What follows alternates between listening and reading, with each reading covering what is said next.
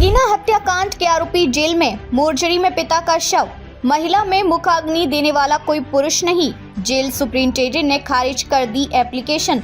भरतपुर के जगीना गांव में जमीन विवाद और रंजिश के चलते कृपाल और कुलदीप की हत्या हो गई। दोनों परिवारों के बीच अभी तक रंजिश बरकरार है। कृपाल के सभी परिजन कुलदीप की हत्या के आरोप में जेल में सजा काट रहे हैं। 22 नवंबर को कृपाल के पिता राम भरोसी सोगरवाल का लंबी बीमारी के बाद निधन हो गया। परिवार में मुखाग्नि देने वाला कोई भी पुरुष नहीं है। इसके कारण 3 दिन से उनका शव RBM अस्पताल की मोर्चरी में रखा है।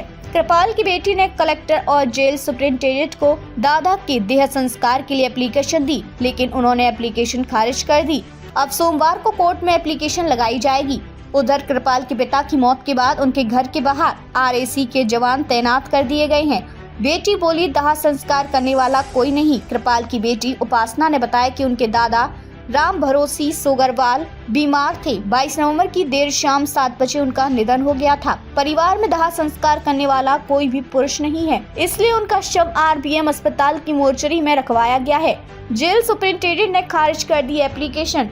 उपासना ने बताया कि घर में सिर्फ मेरी मां बिमला देवी और दोनों चाची हैं। दादा के दाह संस्कार के लिए अजमेर जेल सुप्रिंटेंडेंट और भरतपुर कलेक्टर के यहां एप्लीकेशन लगाई, ताकि जेलर या जिला प्रशासन की अनुमति से परिजन दाह संस्कार करने आ सके, लेकिन उनकी एप्लीकेशन को रिजेक्ट कर दिया। अब वह सोमवार को कोर्ट में एप्लीकेशन देंगे। जमीन विवाद के चलते की गई थी कृपाल जगीना की हत्या। दरअसल भरतपुर में 4 सितंबर 2022 को कृपाल जगीना की हत्या की गई थी। बदमाश 3 बाइक और 2 कारों में सवार होकर आए थे। इस केस में कुलदीप जगीना और उसके साथी विजयपाल को आरोपी बनाया गया था। पुलिस के मुताबिक हत्या जमीनी विवाद के चलते की गई थी। 48 साल के कृपाल जगीना जमीन कारोबारी थे। उनके खिलाफ 15 मामले दर्ज थे। वे रेलवे सलाहकार समिति के सदस्य भी थे। पेशी के दौरान कुलदीप पर चलाई थी गोलियां। कृपाल की हत्या का बदला लेने के लिए कृपाल के बेटे, भाई और भतीजे ने पेशी के दौरान कुलदीप की हत्या कर दी थी। दरअसल 12 जुलाई 2023 को कुलदीप और उसके साथी को रोडवेज बस में जयपुर से